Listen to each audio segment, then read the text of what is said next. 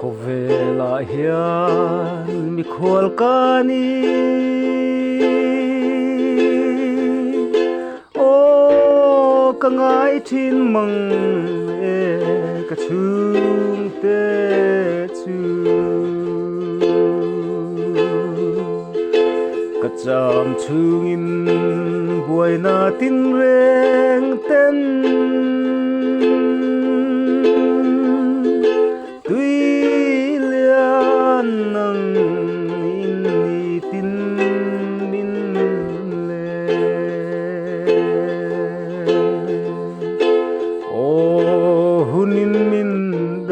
tu hi abo hunna mun ram chuka panang ta chuan ngai lovin ka chen na hi boy na tenen ka chua sana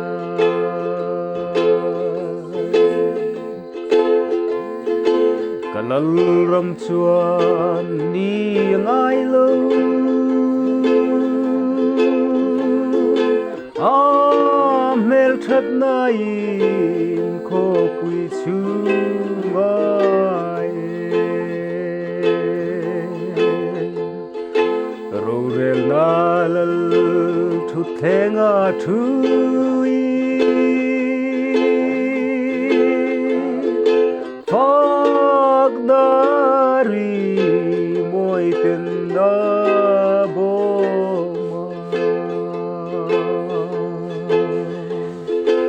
o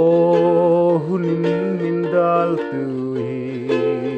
abo hunna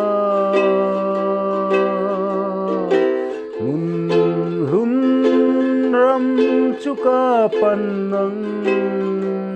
ta chuan ngai lovin ka chen na hi boy na tenen ka chua sanang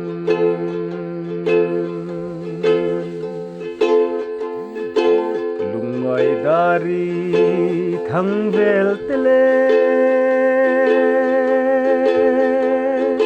boy na tin reng ru ri ka khiat te hia ka chatuan ram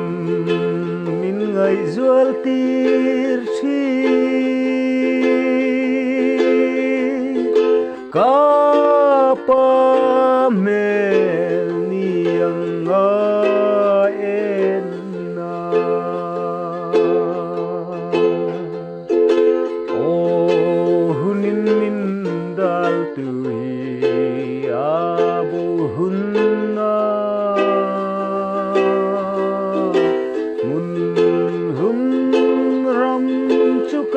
panang ta chuan ngai lovi ka chen na hi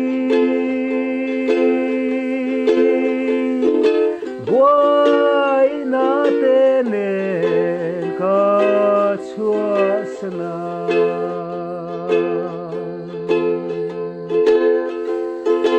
kalal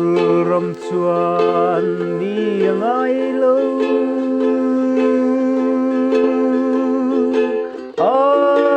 mel that nai kho pui chu ai ro rel na lal thu thenga thui phak nari moi ten na bo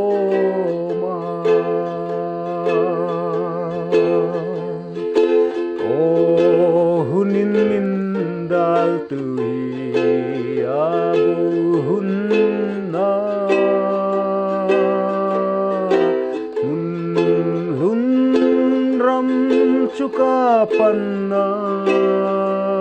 ta chuan ngai lovi